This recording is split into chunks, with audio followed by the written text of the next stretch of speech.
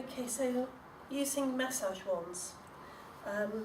This is a name given to crystals that have been cut or are partially naturally shaped, where one end has been rounded off and the other end has either been a cut point or a natural point, depending on the crystal.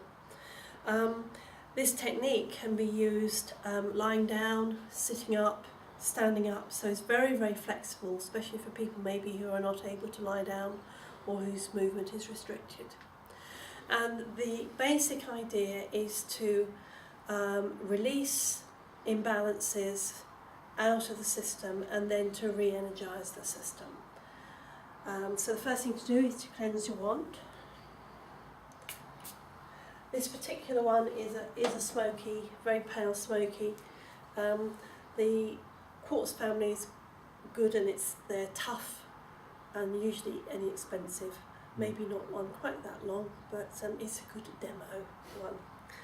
So one of the main things to do is to make sure when you're holding your wand is to make sure that both ends are free of your hand. It's not a good idea to hold like that. It helps to keep the energy flow going straight through the crystal. And we begin near the feet, and we'll be making initially anti-clockwise circles, and we've got the point pointing away from the body. So at this point we are releasing blocks from the system, and this is very much an intuitive, no brain, just go with the flow process, gradually moving around and up the body.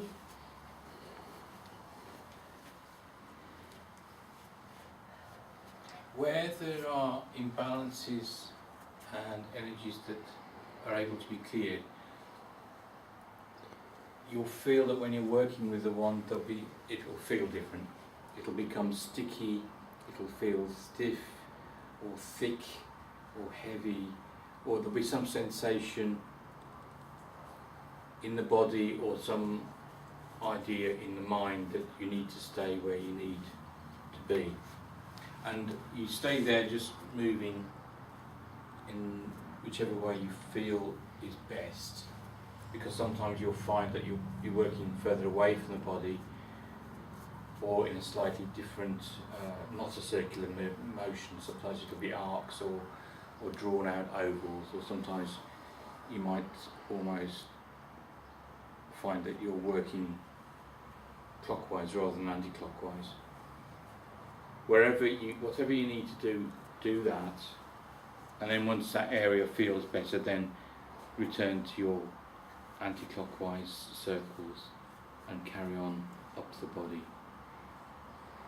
Once you've got to the top of the head, then you can turn the wand round so it's now pointing downwards towards the body, and you're going to be moving in clockwise circles, starting from the head, moving down. Usually this feels a lot easier and a lot quicker to do. Sometimes if nothing much has been felt on the way up the body, you'll get more going on when you're moving down the body. So this is re-energizing and reintegrating energies.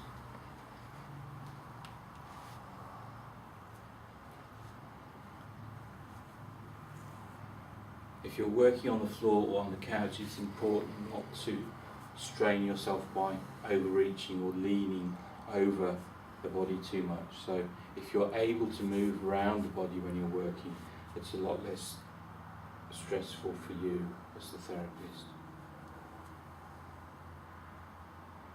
Okay.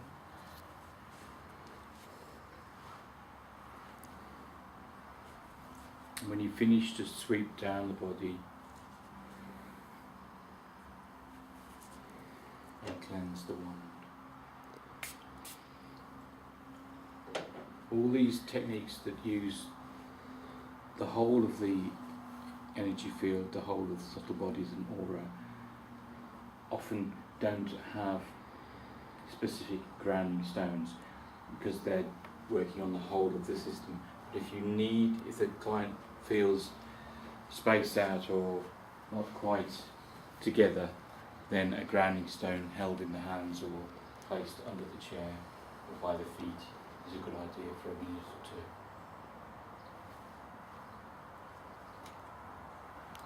two.